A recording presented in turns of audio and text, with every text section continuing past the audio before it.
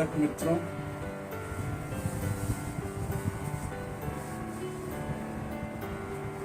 ध्यान कक्ष में आपका स्वागत, अभिनंदन।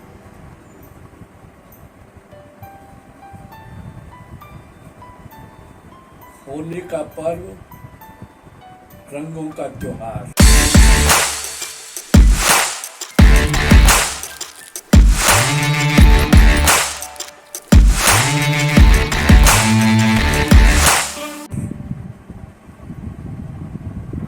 आज आपने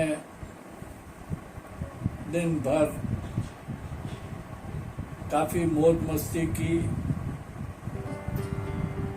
एक दूसरे से मिलना हुआ, रंग लगाया, मिठाइयाँ खाई, प्यार प्रेम और स्नेह से गली मोहल्ले, मित्रों दोस्तों सबके साथ आपने बड़े आनंद और हर्षोल्लास के साथ मस्ती में झूमते हुए, गाते हुए, रंग बिखेरते हुए इस उत्सव का आनंद लिया। स्नेह मिलन हुआ, रंग बदरंग में परिचय हुआ। सबको होली की और इस रंग के त्योहार की शुभकामनाएं।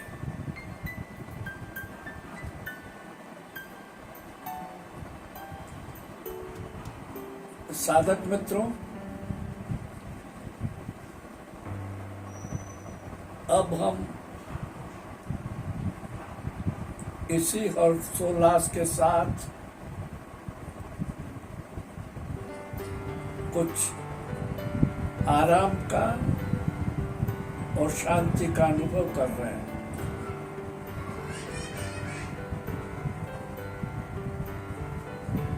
तो सोचा आज हम इस ध्यान के माध्यम से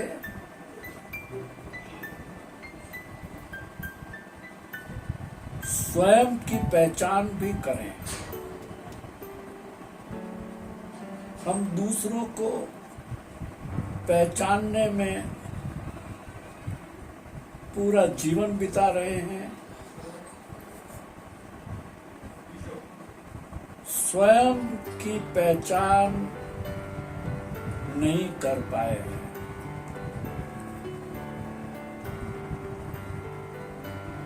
स्वयं की पहचान करने के लिए आज हम जिस ध्यान विधि का नाम है, वो ध्यान विधि है साक्षी चैतन्य।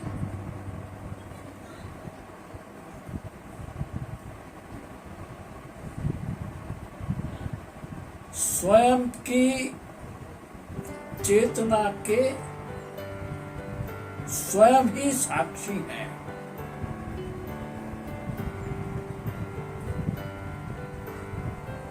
मेरी चेतना का साक्षी कोई दूसरा नहीं हो सकता। मैं स्वयं भी स्वयं की चेतना से बहुत दूर हूं। मैंने स्वयं भी स्वयं की चेतना को नहीं जाना है।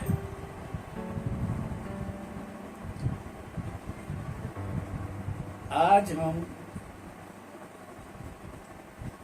साक्षी चैतन्य के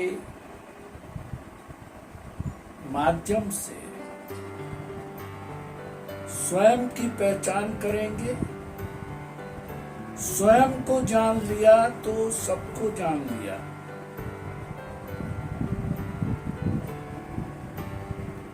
वो स्वयं कहाँ छुपा है, वो स्वयं है या नहीं है, क्या स्वयं की अनुभव होता है, क्या स्वयं की अनुभूति होती है, क्या चैतन्य चेतना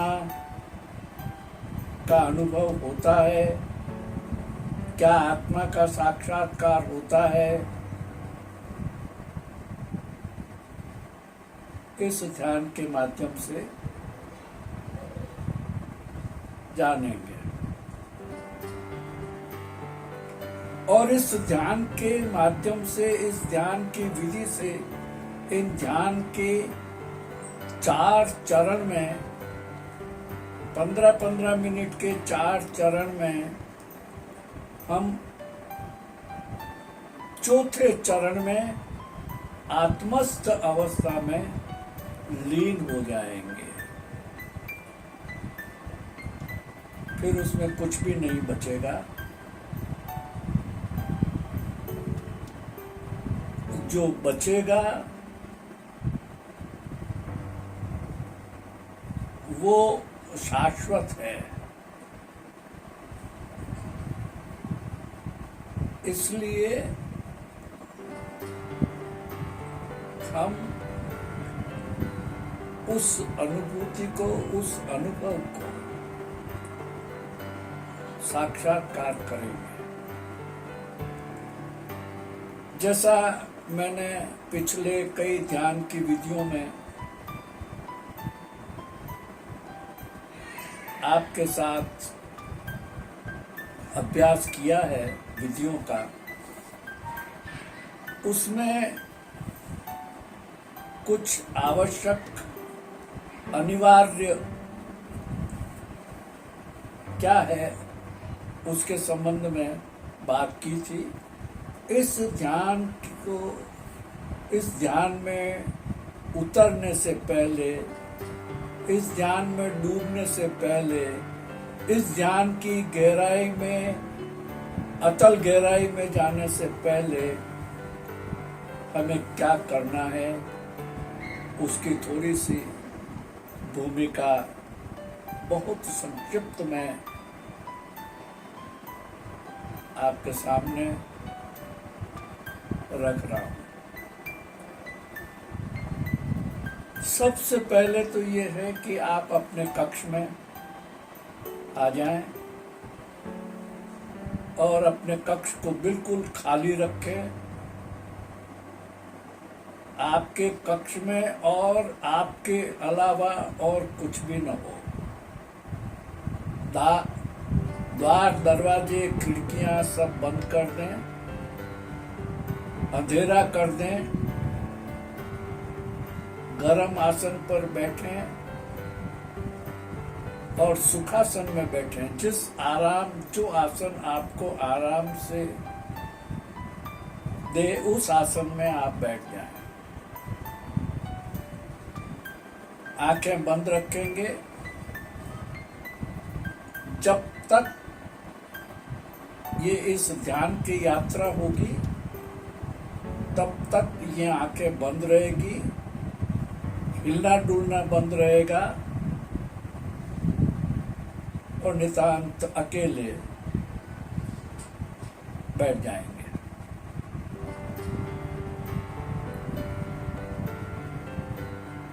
जब आप नितांत अकेले बैठ गए तो फिर आपके साथ क्या है? आपका शरीर है, आपका मन है और आपके विचार हैं।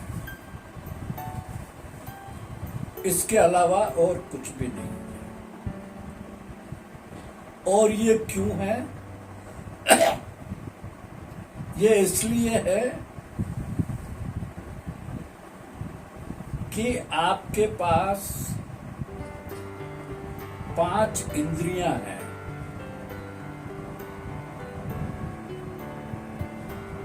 इन्हें ज्ञानेंद्रियां कहो, कर्मेंद्रियां कहो, ये 5 हैं। और ये 5 हैं: आंख, जिससे हम देखते हैं;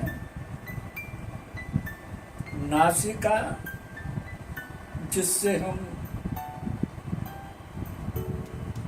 हम गंध लेते हैं या श्वास लेते हैं, छोड़ते हैं; रसना इंद्री, जिससे हम स्वाद लेते हैं और कान, जिससे हम सुनते हैं। ये 4 इंद्रियां हैं और अब एक मन है, वो इन इंद्रियों का नियंत्रण करता है। वो छठा है। 5वीं इंद्री आपकी त्वचा है, जो पूरे शरीर में है। 4 इंद्रियां पूरे शरीर में नहीं है। आंख आपकी पीठ पर नहीं है, आपके पैर पर नहीं है, आपके हाथ पर नहीं है, आपके पेट पर नहीं है, यानी गर्दन के नीचे कहीं भी आंख नहीं है, नाक नहीं है, कान नहीं है और रसना इंद्री नहीं है। ये चारों, मुंह नहीं है, ये चारों इंद्रियां आपके शरीर में कहीं भी नहीं है। ये केवल आपके गर्दन के ऊपर ये चारों इंद्रियां हैं। और 5वीं जो इंद्रिय है, जिससे स्पर्श होता है, स्पर्श का अनुभव होता है, वो पूरे शरीर में है। और आपका मन कहाँ है?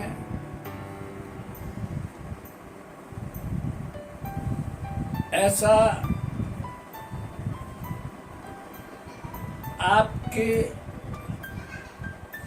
मस्तिष्क में, जिसका नाम दिया है माइंड,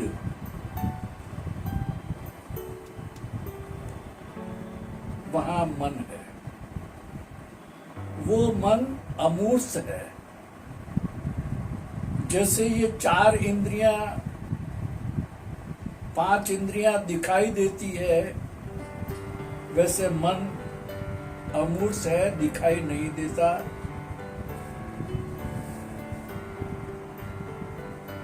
वो होता भी है और नहीं भी होता है।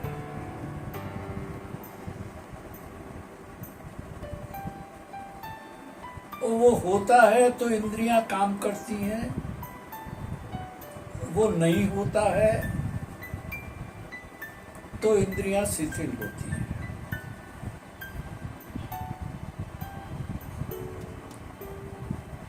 ये इसके ऊपर हम आज इनको हम एक एक को देखेंगे, जानेंगे और इनके होने और न होने पर क्या होता है इसे भी समझेंगे।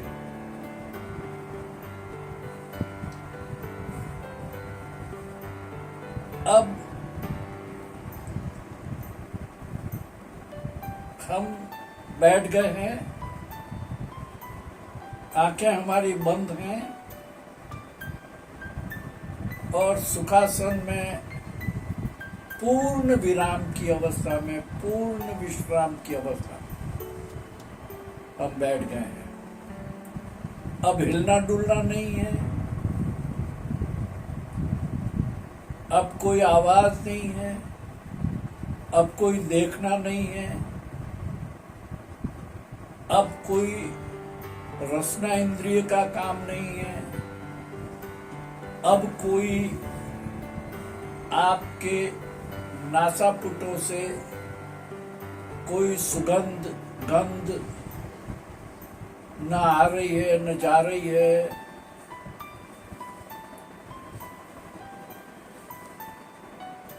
बस आप बैठ गए।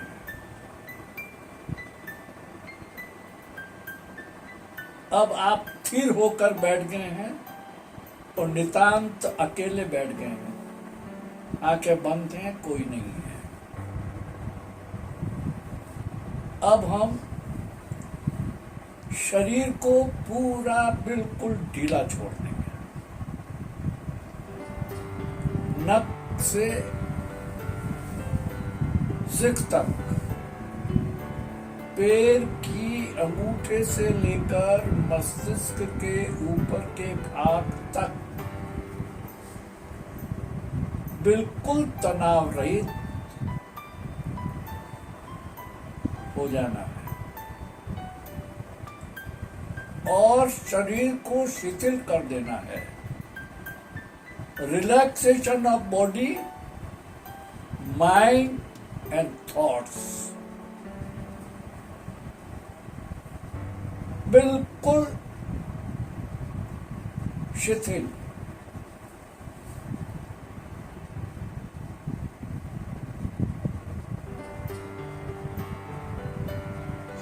इसी संकेतों के साथ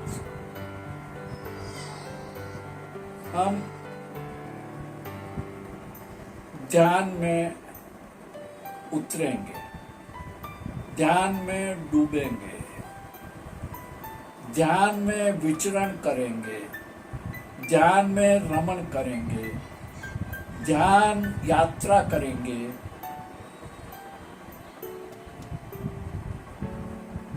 ये भीतर की यात्रा है, स्वयं की यात्रा, स्वयं के लिए, स्वयं के भीतर।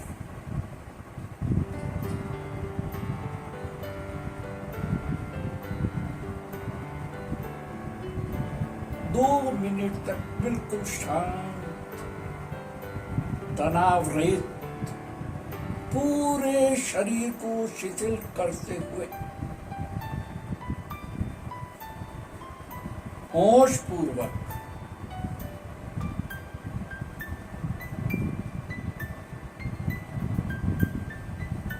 सावधान सावधान सावधान, बस होश रहे और कुछ भी न रहे। धीरे धीरे जब शरीर शिथिल हो रहा है, जब कोई हलचल नहीं है, कानों को सुनने के लिए कुछ नहीं है, आंखों को देखने के लिए कुछ नहीं है, नासापुटों को सूंघने के लिए कुछ नहीं है, मुंह को, जिह्वा को रस लेने के लिए कुछ भी नहीं है,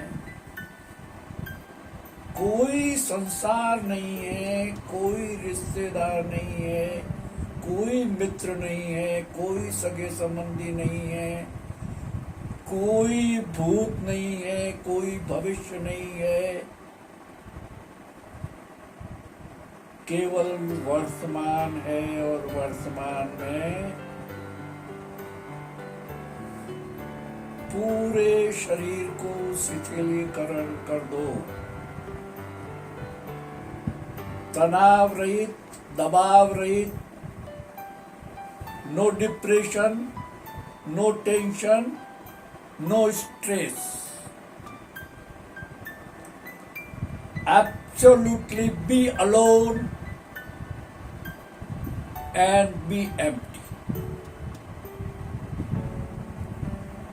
Be alone and be empty.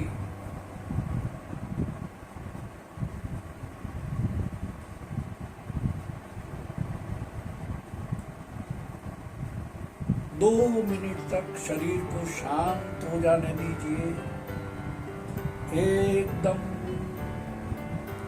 सारे शरीर की सक्रियता, इंद्रियों की सक्रियता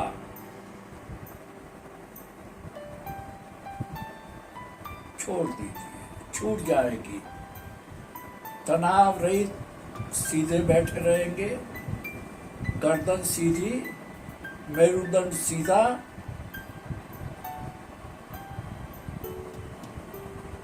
बिना हिले डुले, अडोल, अकंप, निष्कंप, मूर्तिवत।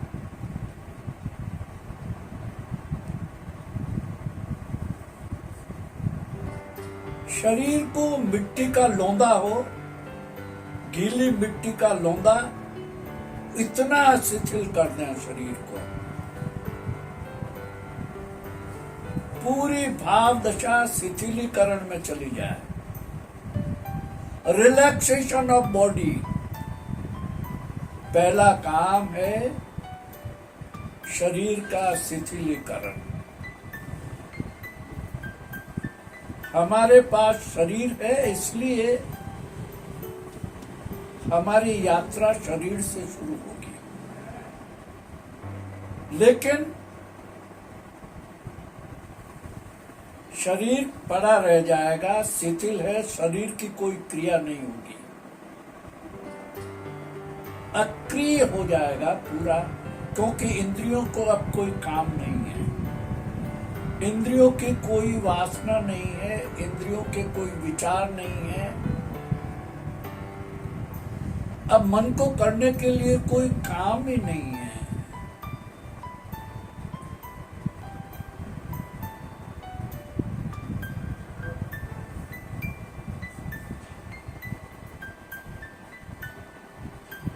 धीरे धीरे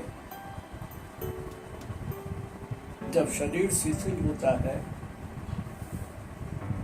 मन शिथिल होता है, तो विचार तिरोहित होते हैं, और विचार तिरोहित होते हैं तो विकार समाप्त होते हैं, और जब खाली हो जाते हो तो पूर्ण शांति का अनुभव होता है। केवल 1 मिनट तक शांति का अनुभव करें, फिर ध्यान में उतरेंगे।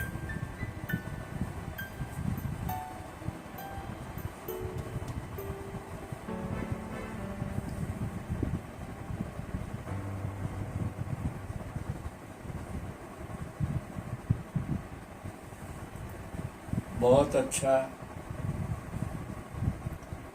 बहुत अच्छा।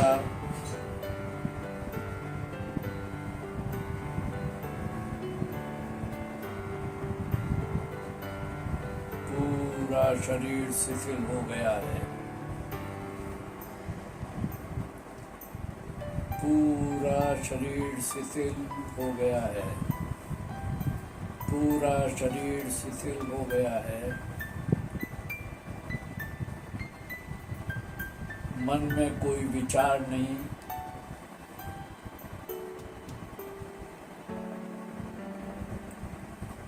पूर्ण मौन है,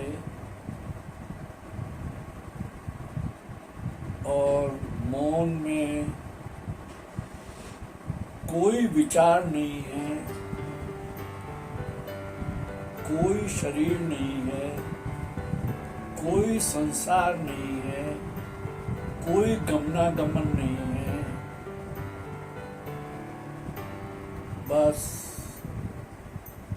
होश पूर्वक आप बैठे।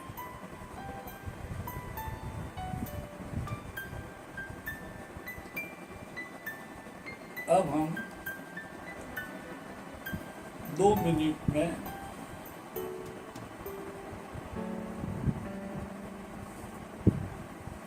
जो हमारी चारों इंद्रियां हैं, एक एक इंद्रिय पर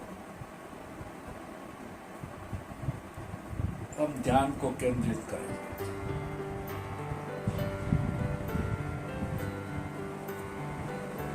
सबसे पहले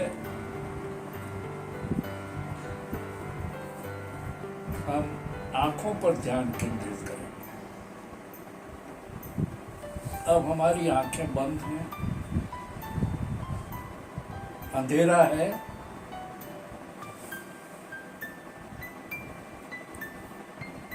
न कोई दिखाई देता है,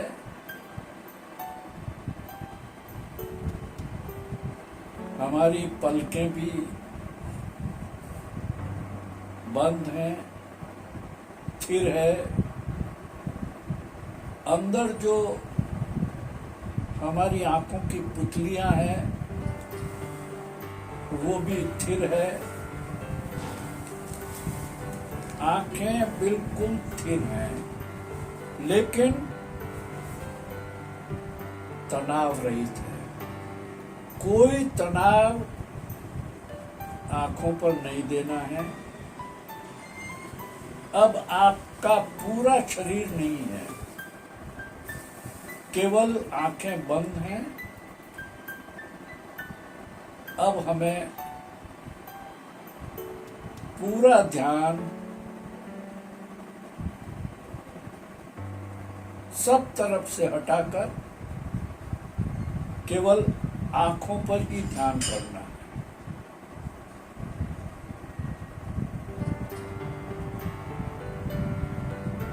बस आंखों से ही आंखों को देखना है।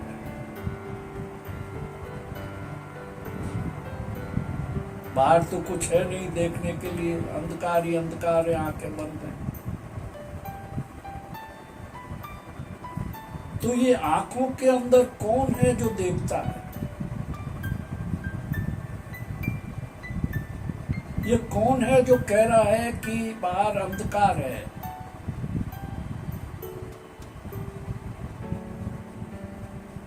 नहीं दिखता है आंखों से, तो ये कौन महसूस करता है कि अंधकार है, सन्नाटा है, कुछ दिखाई नहीं देता?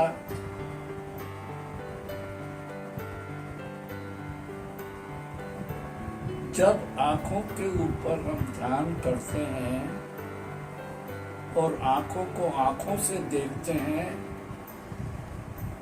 आंखों की पुतलियों से आंखों के अंदर क्या है उसको देखते हैं।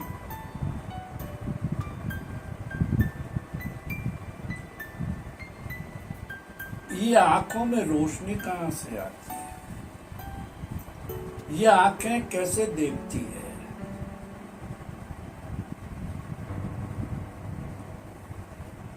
अंधे होने पर रोशनी कहां चली जाती है?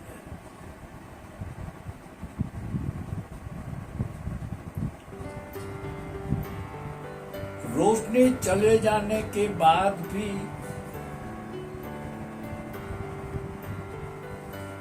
आंखों से कुछ आभास तो होता है, चाहे अंधकार का हो,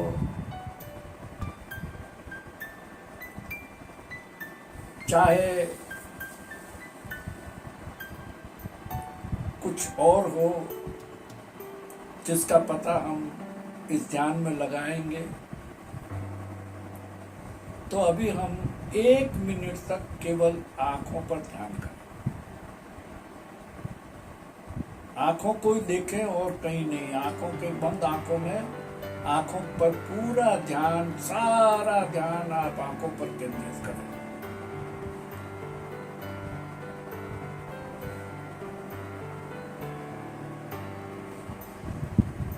सावधान,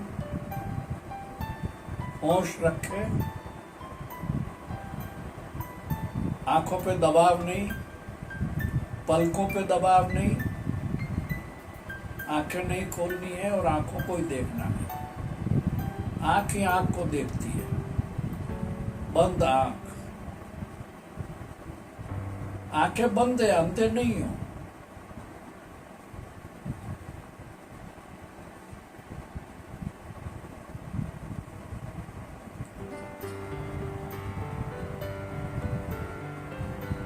ब्लाइंडनेस नहीं है, आंखें बंद है।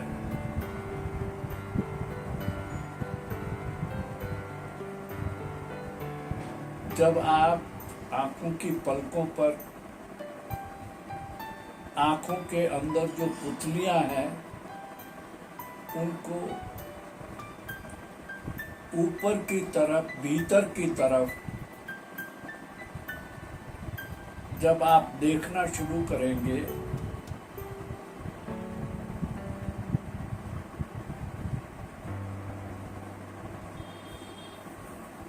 तो आंखों को क्या अनुभव होगा?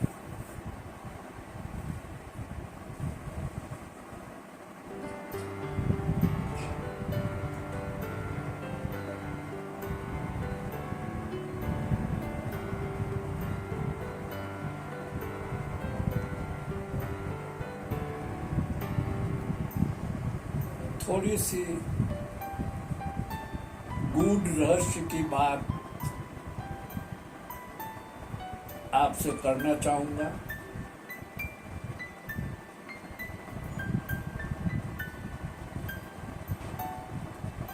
आपने, आपका अनुभव नहीं है, किसी का भी अनुभव नहीं होगा, जो ध्यानी हैं, ध्यान योगी हैं, उनका अनुभव होगा। हमारा अनुभव नहीं है, हमारी अनुभूति भी नहीं है। पर कहा है, ध्यान योगियों ने कहा है, उनका अनुभव है, तो लगता है कि वो सत्य ही होगा।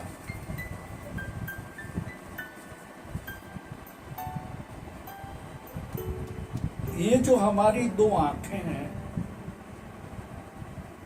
उन दो आंखों के ठीक ऊपर आपके, जो आपका ललाट है, उसके दोनों तरफ, आंखों के ऊपर आपके जो भौहें हैं, उससे ठीक ऊपर दोनों आंखों के, उसके भीतर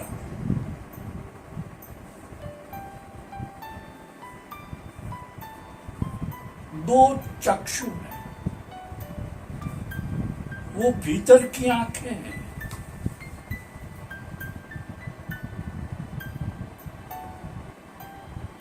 वो भीतर की आंखें बाहर की जो आपकी ये स्थूल आंखें हैं, वो केवल खिड़कियां हैं। उन खिड़कियों से भीतर की आंखें की वजह से बाहर की आंखों से दिखाई देता है। ये अंदर की जो दो चक्षु हैं, वो इन बाहर की दो खिड़कियों से, इन बाहर की दो खिड़कियों के द्वारा देखते हैं। दोनों आंखों के बंद करने से और दोनों आंखों को बंद करके आंखों पर ध्यान केंद्रित करने से भीतर की आंखें खुलती है और वो दोनों आंखें बीच की जो भ्रूमध्य में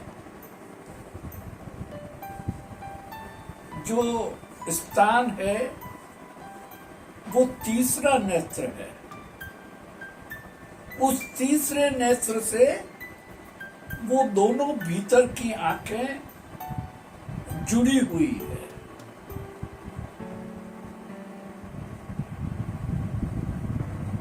और जिसे आप थर्ड आई कहते हो, प्रज्ञा चक्षु कहते हो, वो तीसरी आंख से ये दोनों आंखें जो भीतर है, इन दोनों आंखों के ऊपर उससे वो कनेक्टेड है। ये त्रिनेत्र बाहर की दो आंखें और भीतर के भूमध्य की आंख से, बाहर की आंखों से जुड़ा नहीं है।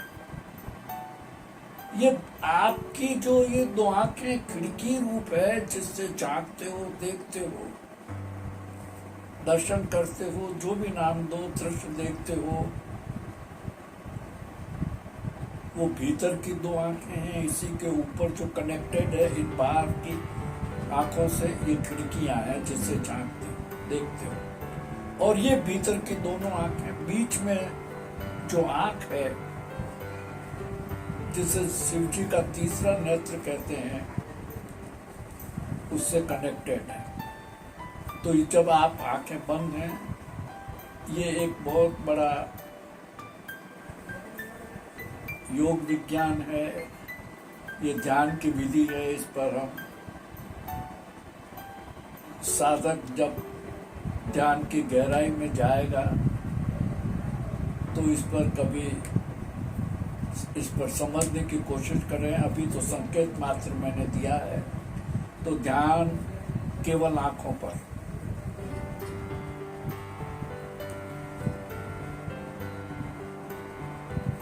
बहुत अच्छा। सावधान, होश। थोड़ा तनाव आएगा क्योंकि जब हम भीतर ही भीतर देखेंगे और भीतर ध्यान करेंगे और चारों तरफ से हमारा ध्यान उधर चला जाएगा, ध्यान केवल आंखों के ऊपर, तो थोड़ा सा तनाव आएगा। क्योंकि किसी के साथ जब संघर्ष होगा, घर्षण होगा, तो चिंगारी पैदा करने के लिए जिस तरह से आप दो सफेद पत्थरों को आपस में रगड़ते हो और उससे आग पैदा होती है, चिंगारी पैदा होती है, ज्योति पैदा होती है, इसी तरह से इन दोनों आंखों पर ध्यान केंद्रित करने से भीतर की दोनों आंखें धीरे धीरे सजग, सक्रिय होती है और एक ज्योति जो थर्ड आई को टच करेगी, उसका प्रकटीकरण होता है। फिर उसके बाद जो दिखाई देगा वो संसार, मिथ्या, माया, कल्पना, स्वप्न मालूम होगा।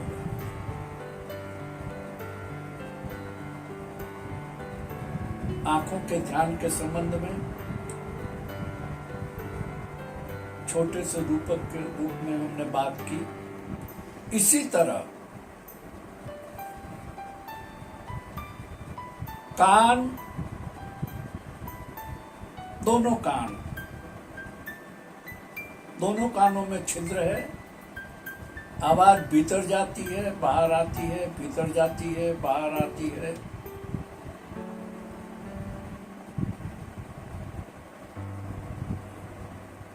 लेकिन भीतर आवाज जाती है तो कहाँ जाती है और उसका वो कहाँ फैलती है, किसको सूचित करती है, क्या होता है? ये बाहर की स्थूल कान है, ये कर्ण स्थूल है। सुनने वाला कोई और है जो भीतर बैठा है, वो सुनता है।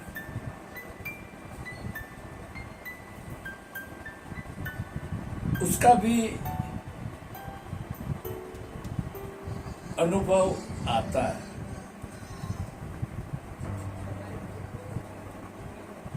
इसी तरह से नासापुट, दोनों नासापुटों से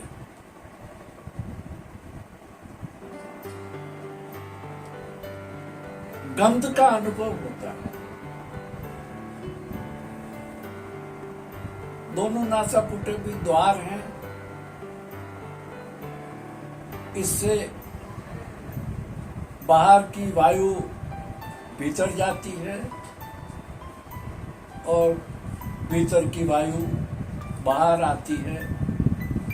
इसे हम श्वास का नाम देते हैं, श्वासोश्वास। भीतर जाती है श्वास, बाहर आती है श्वास, श्वास का गमनागमन होता है और हमारे नासापुटों पे श्वास देखी नहीं जा सकती, पर उसका वो गर्म है, ठंडी है, भीतर ठंडी जाती है, अंदर से गर्म होके आती है, बाहर ऑक्सीजन रूप है, भीतर से आने वाली कार्बन डाइऑक्साइड, इस तरह से नासापुटों से उसका अनुभव होता है। रसना इंद्रिय से कोई चीज हम खाते हैं, चखते हैं, तो उसका स्वाद इस जबान पर होता है। वो केवल जबान तक ही रहता है, कंठ के नीचे जाने के बाद कोई स्वाद नहीं है। ये हमारी जिह्वा का स्वाद है, बस इसका आगे कोई स्वाद नहीं है।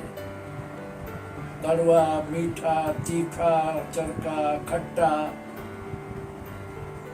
सरसराहट, जो भी होता है, ठंडा, गरम, ये सब रसना जिह्वा के स्वाद है।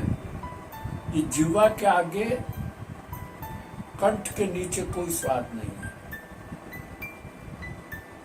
इन इंद्रियों का, ये स्थूल इंद्रियां हैं, इनका यही काम है। आपने अनुभव किया होगा कि जब किसी की मृत्यु हो जाती है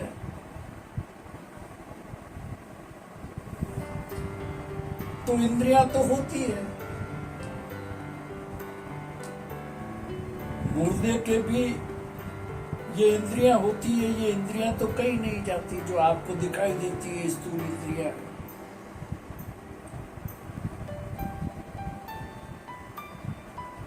पर आंखें खुली रहने के बाद भी वो देखता नहीं है, कान खुले रहने के बाद भी वो सुनता नहीं है, नासापुट खुले रहने के बाद भी उसका श्वास आता जाता नहीं है, मुंह खुला रहने के बाद भी उसका स्वाद नहीं है।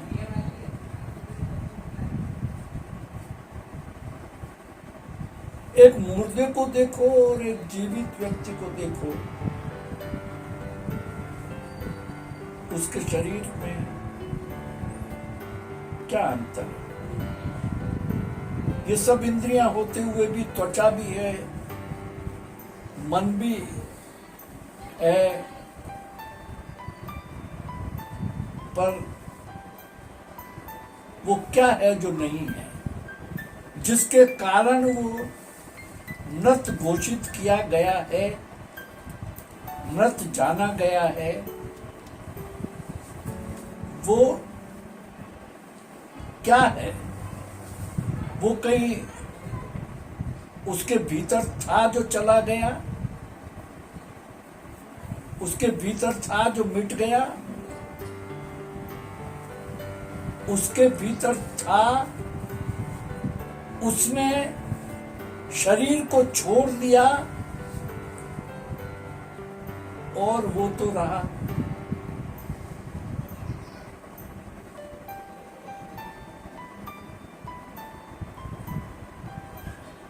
उस चैतन्य को जानना है, वो क्या है। दूसरे स्टेज में आपसे थोड़ी बात करें। आपकी 4 अवस्थाओं में 3 अवस्थाओं से आप रोज गुजरते हैं। एक तो आपकी अवस्था है जागृत अवस्था, जिसे आप जागना कहते हैं, जिससे आप संसार के क्रियाकलाप करते हैं, अपने लिए करते, दूसरों के लिए करते। जागृत अवस्था। दूसरी अवस्था है स्वप्न अवस्था। थकते हैं, सो जाते हैं, नींद आ जाती है और स्वप्न में चले जाते हैं, स्वप्न आ जाते हैं। तीसरी अवस्था है सुषुप्ति अवस्था। उसमें स्वप्न देखते देखते एक ऐसी अवस्था भी आती है जिसमें कुछ समय के लिए स्वप्न भी नहीं होते।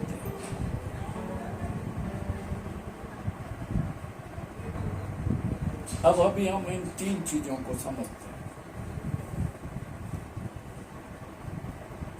हम जागृत अवस्था में जिस स्थिति में होते हैं वो जब हम नींद में चले जाते हैं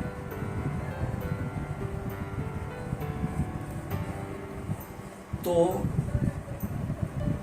ये संसार जो जागृत अवस्था में हमने देखा था, हम भोगते हैं,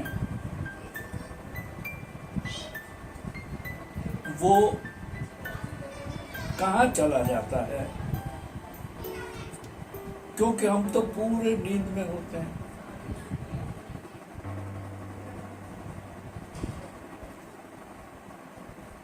तो नींद में जब हम अपने को स्वप्न आते हैं तो स्वप्न में हमारी आंखें बंद रहती है,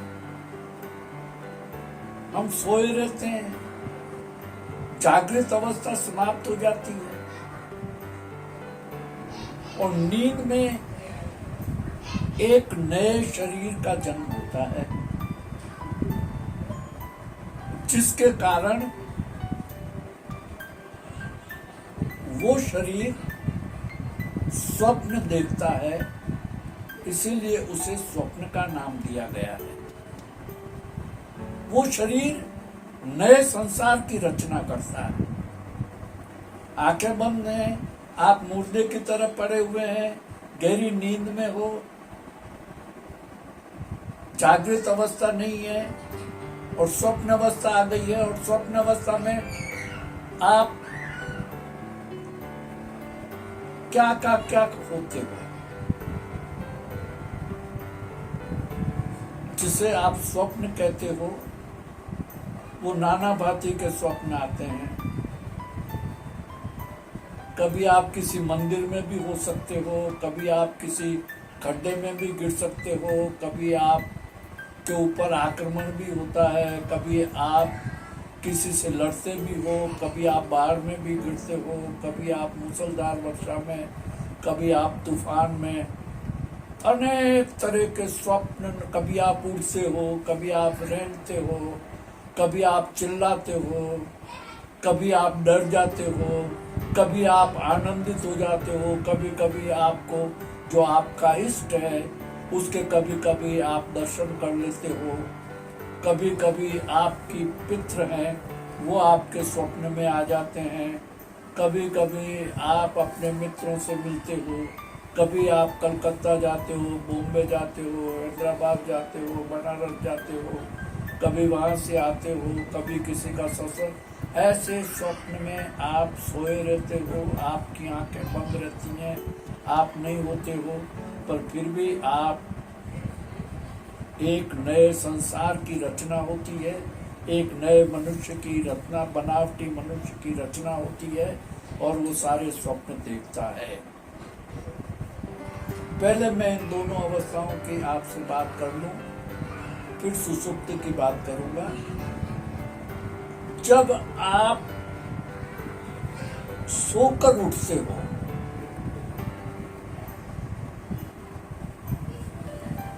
तो आप उठने के बाद आप वो स्वप्न तो चले जाते हैं,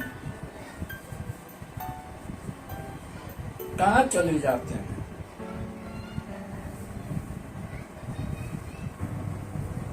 पर वो स्वप्न जिसने देखा वो रहता है। वो कह रहा है कि मैंने ये स्वप्न देखा, मुझे ऐसा स्वप्न आया। अरे तुम थे नहीं तो तुम्हें कैसे आया? तुम तो सो गए थे। ये स्वप्न देखने वाला कौन?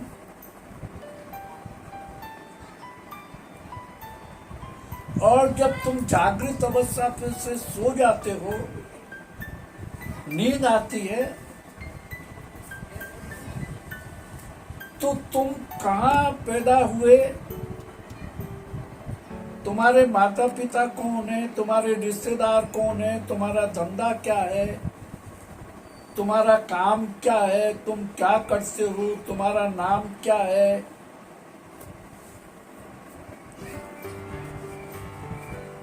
कहाँ खो जाता है?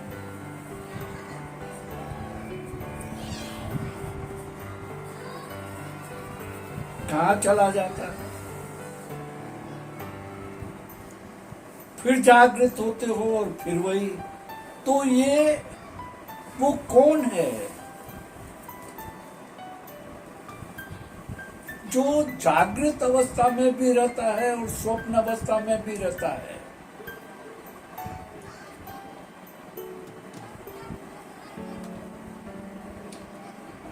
वह कौन है जो हर अवस्था में रहता है? वो सुसुप्ति अवस्था में भी रहता है। गहरी से गहरी नींद आती है, कोई स्वप्न नहीं आता, फिर भी वो रहता है। तुम नहीं रहते हो, पर वो रहता है।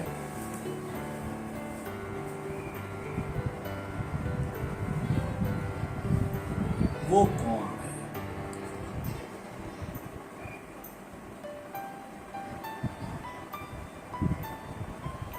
और आगे एक बात और कह दूं,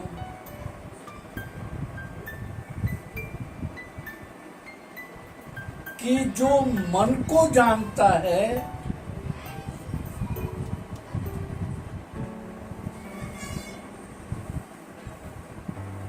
वो कौन है? तो वो कौन है, बस इसी की खोज है।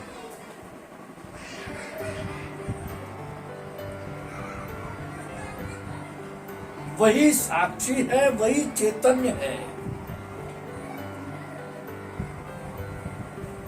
ये ध्यान की बहुत बहुत बहुत बहुत बहुत गहराई में अनुभव में आता है। और वो अनुभव स्वयं का स्वयं के लिए, स्वयं के द्वारा होता है।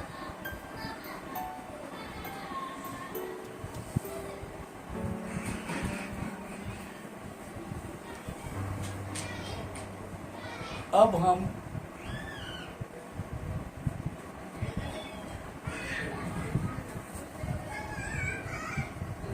शरीर शिथिल है, शांत है,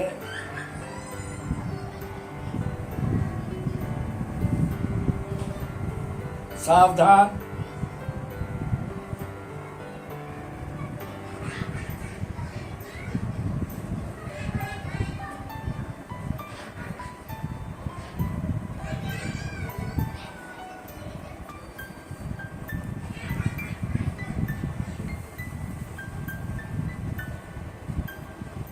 हमारे अनुभव में आता है कि हम जागृत होते हैं या स्वप्न में होते हैं या सुषुप्ति अवस्था में होते हैं या आगे तुरीय अवस्था में होते हैं, चौथी अवस्था में।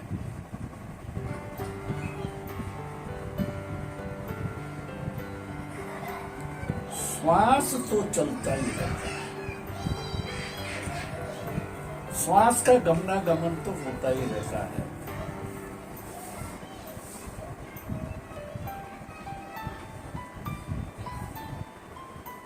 जब तक हमारी गहरी समाधि की अवस्था नहीं आएगी तब तक जिंदा रहने के लिए श्वास का होना जरूरी है। हम कहते हैं नहीं, श्वास रुकी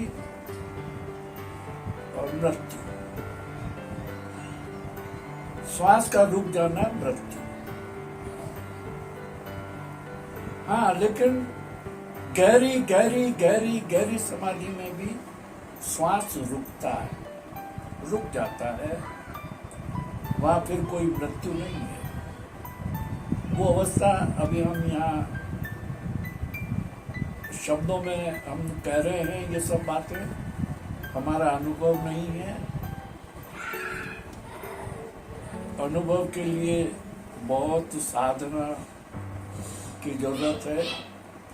हम तो कुछ शास्त्रों में पढ़ा है या सुना है, या हमने कोई 2, 4, 10, 15, 1 साल, 2 साल, 5 साल ध्यान की विधियों से गुजरे होंगे, सत्संग किया होगा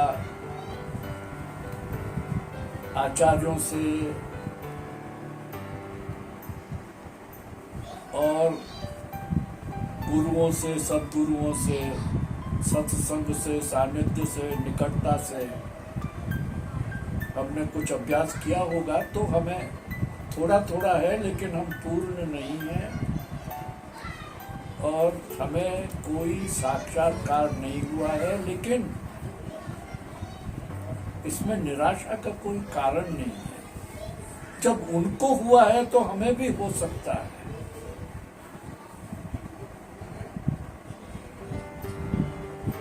तो हम इसे ऐसा न समझें कि हम इस ध्यान की विधि को साक्षी चैतन्य की इस विधि पर, इस विधि में जब हम उतर रहे हैं तो मैंने जान लिया है, मैं जान गया हूं, मैंने स्वयं की पहचान कर ली है। कम से कम मैं अपने लिए तो कह सकता हूं कि ऐसा नहीं हुआ है।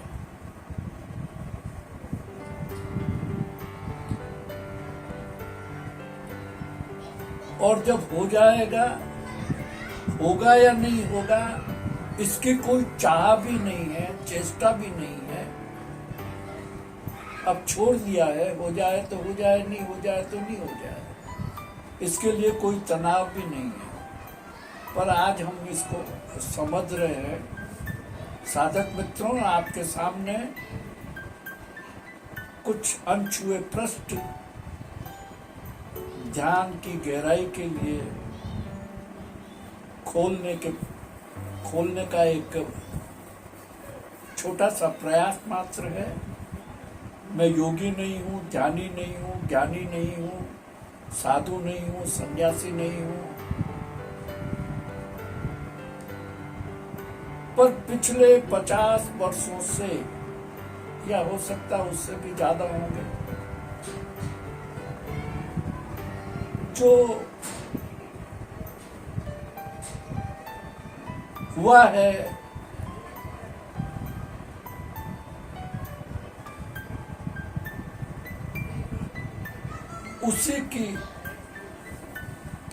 उसी को दोहरा रहा हूं। कभी कभी बहुत बार ऐसा लग सकता है कि हम गहरे भ्रम में हो जाते हैं, कल्पना में आ जाते हैं और किसी ध्यान में हम डूबते किसी विधि को पकड़ने के लिए हम उसके सम्मोहन में भी फंस जाते हैं और हमें भ्रम होने लगता है कि हम ध्यानी हो गए हैं, ध्यानी हो गए हैं, ध्यान हमको सध गया है।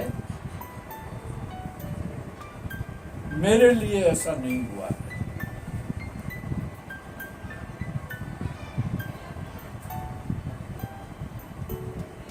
और हो भी जाएगा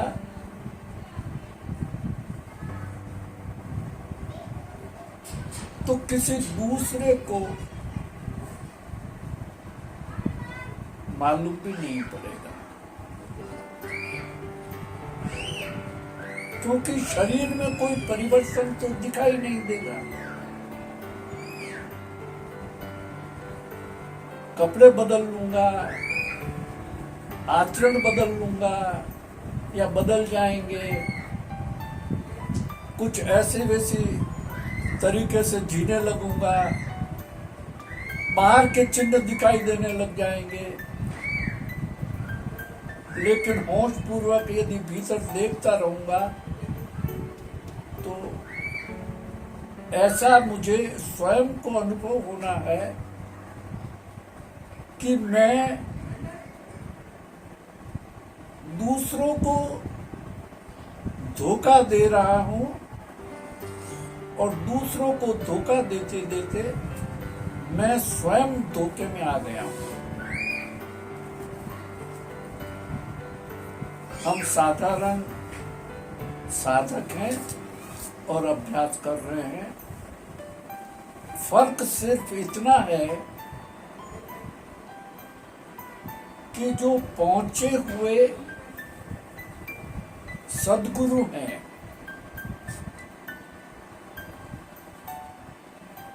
जिन्होंने सत्य को पा लिया है, जान लिया है,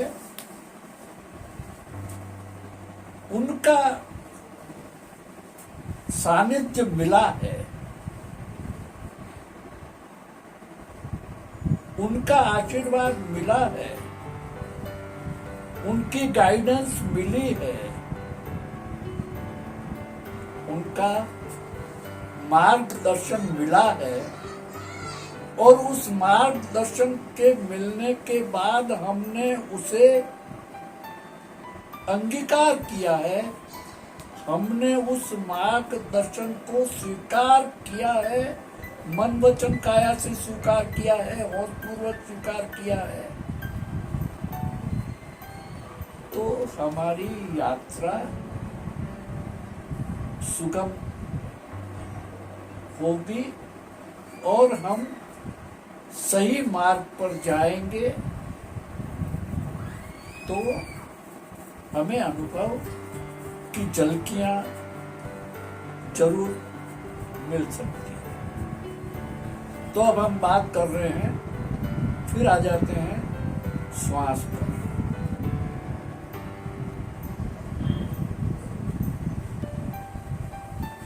अब ये श्वास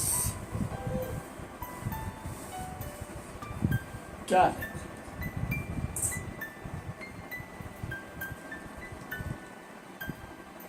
ये श्वास सेतु है।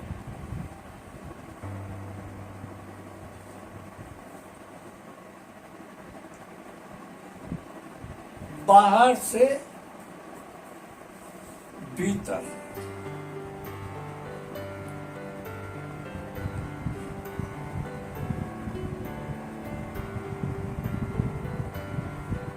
भीतर जो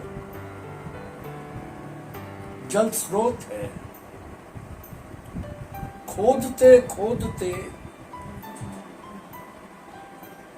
एक रूपक है, रूपक के समझें कि हम कुएं को ऊपर मिट्टी है, ऊपर चट्टाने हैं, पानी का कोई नामो निशान नहीं है,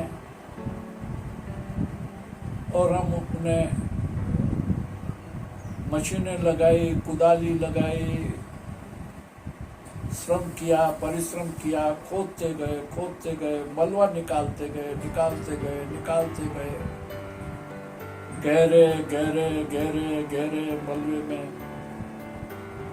कभी हताश हो गए, निराश हो गए। एक खड्डा किया, नहीं मिला, पानी नहीं मिला, थक कर चकनाचूर हो गए,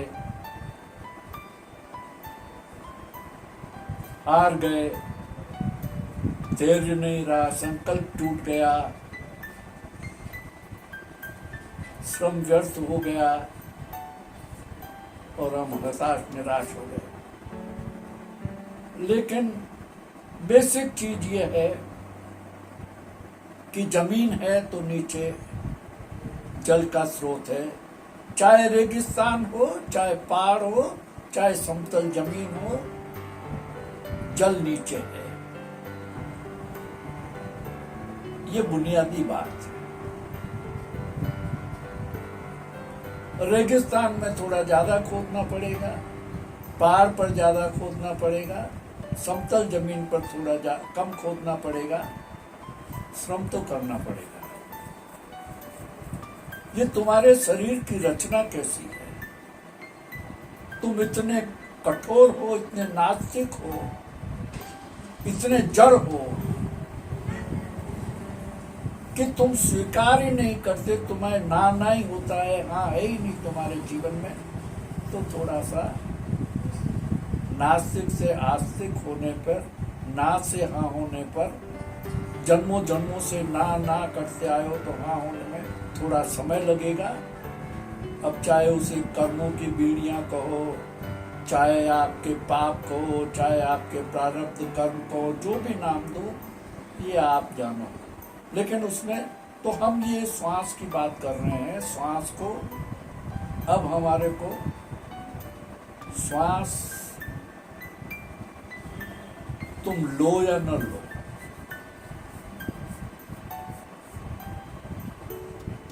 नासापुटों से श्वास आएगा जाएगा। मुंह खुला रखोगे तो श्वास आएगा जाएगा। ये तो अनुभव में आता है। लेकिन इसके अलावा भी आपके शरीर के जितने भी रोए हैं, यदि आपका शरीर ट्रांसपेरेंट है, शुद्ध है, पवित्र है और तुम्हारे शरीर के रोए रोए खुले हुए हैं, तो उसके द्वारा भी श्वास, उसके द्वारा भी हवा तुम्हारे भीतर प्रवेश करती है और पसीने के रूप में या किसी और कारण से हवा बाहर भी निकलती है। लेकिन उसका अनुभव नहीं होता है। उसका केवल हमारे पास दो ही साधन है, नासापुट और हमारा खुला मुंह। तो ये नासापुटों से जो श्वास आती है जाती है, वो सेतु है जो हमारी चेतना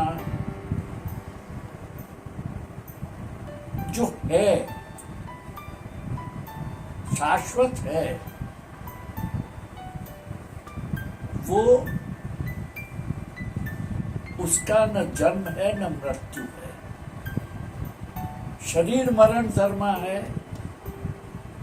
शरीर मरेगा, खोल बदलेंगे, वस्त्र जराजीर्ण होंगे, बदल जाएंगे, सड़ जाएंगे, गल जाएंगे, जल जाएंगे, मिट जाएंगे, पर वो है।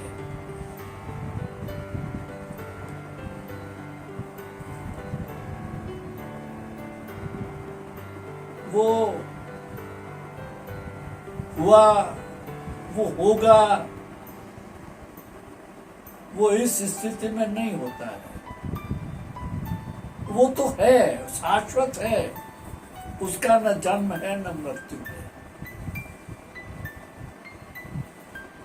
उसका कोई स्पर्श नहीं, उसकी कोई गंध नहीं, उसकी कोई आवाज नहीं, उसका कोई रूप नहीं, उसका कोई रंग नहीं, उसका कोई स्पर्श नहीं, उसका कोई दृश्य नहीं, पर वो है। तो इस श्वास को, ये सेतु है। अब उस श्वास को हम नासापुटों से उस श्वास को भीतर तक, आपने देखा होगा कि आपका पूरा शरीर एक सॉलिड है, जिसके अंदर हड्डियां हैं, मांसपेशियां हैं, सब है। पूरे शरीर में एक ही जगह ऐसी है जहां हड्डियां नहीं हैं और बिल्कुल मुलायम है और खाली है। वो है आपका उदर, पेट।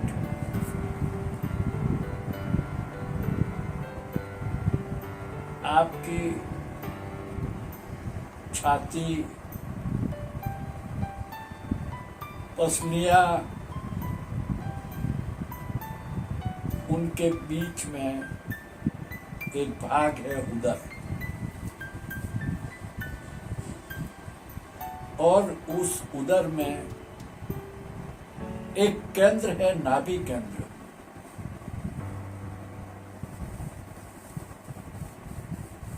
आपका पेट फूलता है, भीतर जाता है, पाचन क्रिया करता है,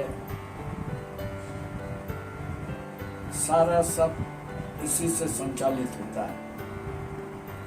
तो ये श्वास जब हम लेते हैं तो नासापुटों से भीतर होती हुई कंठ में विशुद्ध चक्र पर होती हुई नीचे नाभि केंद्र तक जाती है और नाभि केंद्र के नीचे तक भी जाती है और वहीं से फिर वो वापस लौटती है और बाहर आती है।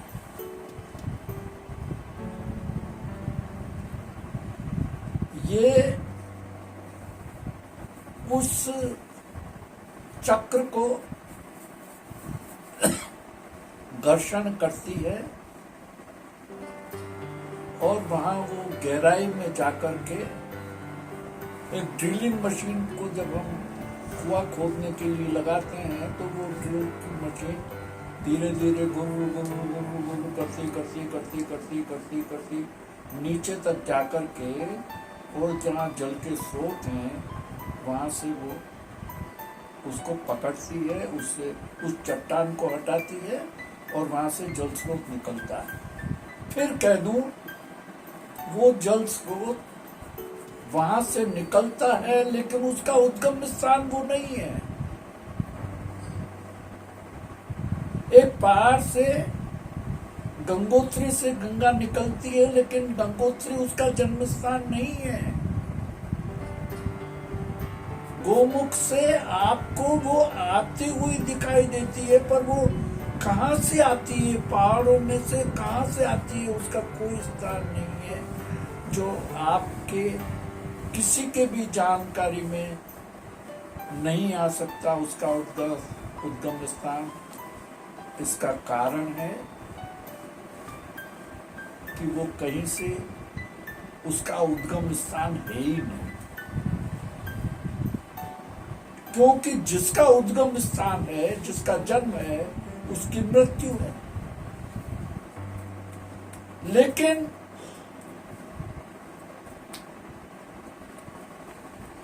जो उद्गम स्थान दिखाई देता है वो जो दिखाई देता है वो भ्रम है, क्योंकि आपकी कल्पना उससे आगे नहीं जाती है। आपका होश उसके आगे नहीं जा रहा है और आपकी चेतना, आप उस चेतना को, उस सोच को पकड़ नहीं पा रहे हो, क्योंकि उसका जन्म नहीं, उसकी मृत्यु नहीं, उसका उद्गम स्थान का पता नहीं होगा। जिसका जन्म नहीं, मृत्यु नहीं, उसका उद्गम स्थान होगा ही नहीं, होता ही नहीं। लेकिन होता है अक्षय, उसका क्षय नहीं हो सकता। तो ये चैतन्य जो है, अभी तक आपको केवल आप अपने शरीर के माध्यम से उस चैतन्य को जानने की, या उस चैतन्य को रूपक दिया है कि आप भाई अपने नाभि केंद्र पे जाइए, अपने शरीर में अंदर गहरे उतरिए, बाहर आइए, भीतर जाइए, श्वास का सेतु बनाइए और आप मन का और श्वास के को सेतु बनाकर आप अपने आत्मा को टच करो, आत्मा को, ऊर्जा को टच करो, चैतन्य को टच करो, चैतन्य को छुओ और चैतन्य को जानो। जानने में अगर आप चैतन्य को जान लोगे तो आप चैतन्य से बड़े हो जाओगे, तो चैतन्य छोटा हो जाएगा। इसलिए आप चैतन्य को नहीं जान सकोगे क्योंकि अदृश्य है, उसका कोई आकार नहीं है और तुम आकार में हो। एक आकार निराकार को कैसे जानेगा? तो हमने कहा कि शरीर को शिथिल करो और be empty and you will know. जब हमने कहा कि तुम अपने को रिक्त करो, जब तुम अपने को रिक्त कर दोगे, तुम जब स्वयं शून्य हो जाओगे, जब तुम स्वयं नहीं रहोगे,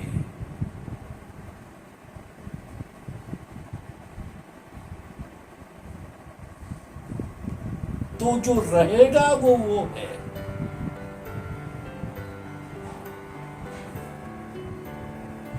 जिनके अनुभव में आया है, जो साक्षी बन गए हैं, उन्होंने बताया है।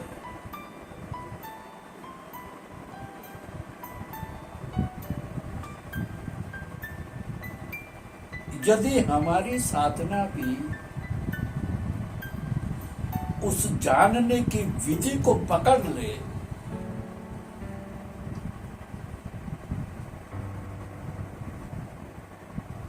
तो हम भी साक्षी हो सकते हैं। पर ये स्वयं से कभी नहीं होगा। बिना मार्गदर्शक के, बिना सद्गुरु के,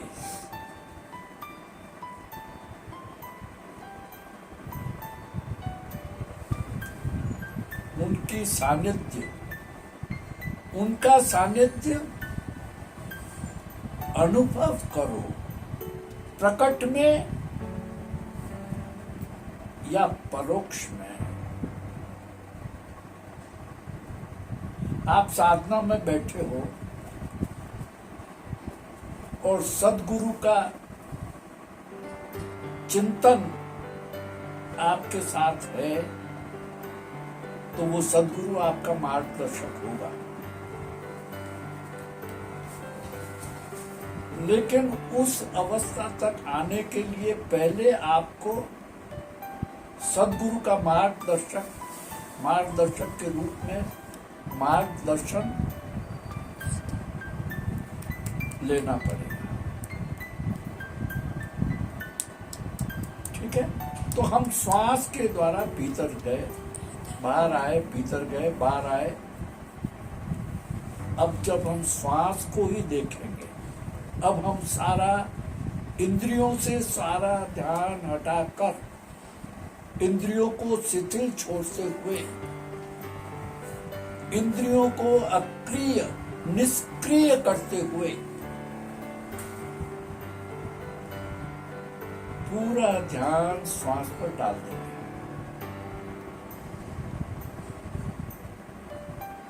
और हमारे मन को श्वास में लीन कर देंगे। मन को श्वास में लीन कर देंगे, श्वास में मन को डाल देंगे और श्वास को गहरा लेंगे, छोड़ेंगे, गहरा लेंगे, छोड़ेंगे, लेंगे, छोड़ेंगे। इस क्रिया को 5-7 मिनट तक करते रहेंगे। फिर उसके बाद उस श्वास की गहराई से जहाँ जहाँ वो श्वास टच होगा और कहीं कहीं वो चेतना को पकड़ लेगा, क्योंकि होश में तो आप हैं, प्रमाद आपका नहीं है। विचार आप शून्य हो गए क्योंकि सारे मन को आपने श्वास पे लगा दिया है। अब मन को विचार करने के लिए कुछ भी नहीं है। इंद्रिया शिथिल है, अब मन किसको संकेत देगा? मन का कोई संकेत नहीं है। मन स्वयं निष्क्रिय हो गया है, मन स्वयं शिथिल हो गया है, मन अब विचारों से नहीं भटक रहा है, मन निर्विकार हो गया है। तो अब केवल श्वास बचा है, ये सेतु है जो आपको चैतन्य तक पहुंचा देगा। अब केवल 5 मिनट तक सारे मन को श्वास पर केंद्रित कर दो। श्वास के अलावा पूरे शरीर में कुछ भी नहीं बचे और सीधे बैठे रहे और श्वास को देखते रहे। श्वास जा रही है, श्वास आ रही है, श्वास भीतर जाए तो पेट फूलेगा, श्वास बाहर आए तो भीतर, श्वास भीतर जाएगी, श्वास बाहर आएगी, श्वास से पेट फूलेगा और वो नाभि केंद्र को टच करता हुआ चारों तरफ भ्रमण करता हुआ श्वास फिर बाहर आएगा। कार्बन डाइऑक्साइड बाहर निकलेगी, ऑक्सीजन भीतर जाएगी, प्राणवायु गहरी हो जाएगी। सारे आपके फेफड़े और सारा भीतर का जितना भी अशुद्धिकरण है वो कार्बन डाइऑक्साइड के रूप में, मल शोधन के रूप में सब ठीक हो जाएगा और केवल श्वास ही श्वास बचेगा। शांति से बिल्कुल शिथिल, मौन और मौन होना बहुत जरूरी है। मौन केवल शरीर को शिथिल करने से नहीं, विचारों को निर्विचार करने से। वो विचार निर्विचार जब होंगे जब आप मन के मालिक हो जाएंगे, मन के दास नहीं रहेंगे और मन को आप अपने श्वास के साथ जोड़ लेंगे। अब मन नहीं बचेगा, केवल श्वास ही बचेगा। शरीर नहीं है, शरीर एक गीली मिट्टी का लौंदा है, शिथिल है, अकंप निष्कंप अडोल है और शांति है, परम गहराई है और पूर्ण विश्राम अवस्था है। केवल श्वास है, धौंकनी है, आ रहा है, जा रहा है। 2-4 जोर जोर से श्वास को लेना है, छोड़ना है और उसके बाद श्वास को स्वतः आने दो, जाने दो। श्वास पर बस श्वास की निगरानी करो, श्वास को देखते रहो और कुछ नहीं करना है। मूर्तिवत शून्य शून्य शून्य शून्य शून्य शून्य शून्य शून्य और शून्य।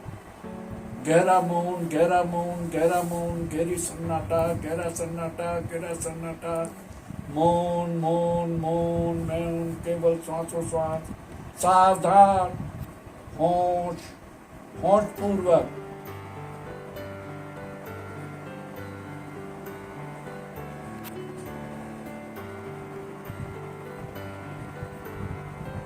निर्भर हो रहे हैं, खाली हो रहे हैं, शिथिल हो गए हैं, कोई हलन चलन नहीं है, केवल ऊर्जा सारे शरीर में गतिमान है और कुछ नहीं है। केवल 5 मिनट तक किसी गहरी विश्रांति में, गहरी शांति में शरीर को छोड़ दो, मन को छोड़ दो।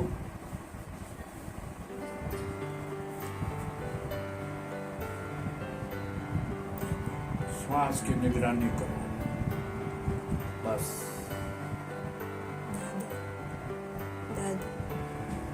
जाने दो, जाने दो, छोड़ दो, छोड़ दो।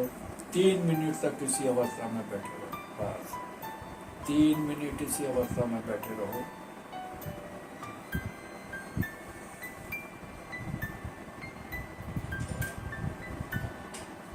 की अवस्था,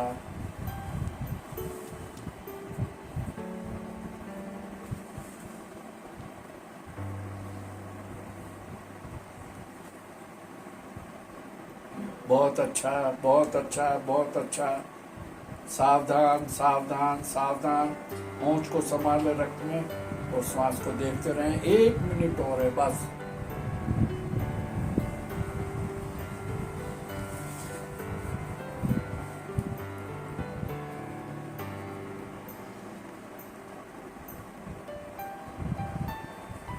बस अब बूंद सागर में मिल गई, जोत में जोत मिल गई।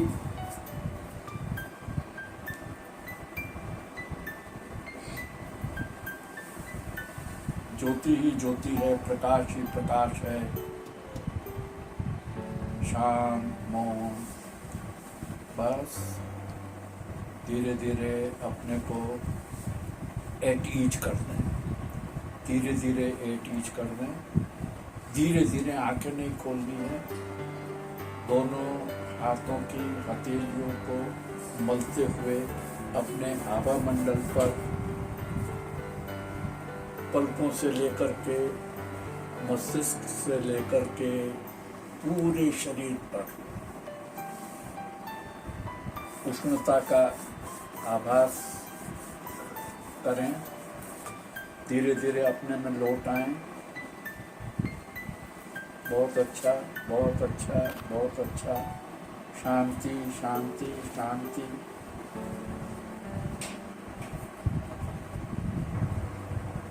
आंखें बंद रखें, हाथ जोड़ लें। सदगुरु की अनुकंपा अपार है, सदगुरु की अनुकंपा अपार है, सदगुरु की अनुकंपा अपार है। ऐसा मौन, ऐसी शांति, ऐसा आनंद, ऐसा उत्सव पूरे जीवन पर आच्छादित हो जाए। ऐसा मौन, ऐसी शांति, ऐसा आनंद, ऐसा उत्सव पूरे जीवन पर आच्छादित हो जाए। सच piece, such silence, such celebration, such bliss descends upon the whole life. धन्यवाद, धन्यवाद, धन्यवाद, आभार, बहुत बहुत धन्यवाद। आपके भीतर बैठे परमात्मा को मेरी प्रणाम प्रणाम प्रणाम। आप सबको मेरा प्रणाम प्रणाम। धन्यवाद धन्यवाद धन्यवाद धन्यवाद। धीरे धीरे आंखें खोल लें और एक दूसरे से प्रणाम करें और सदगुरु का आभार व्यक्त कर दें। ज्ञान समापन। धन्यवाद।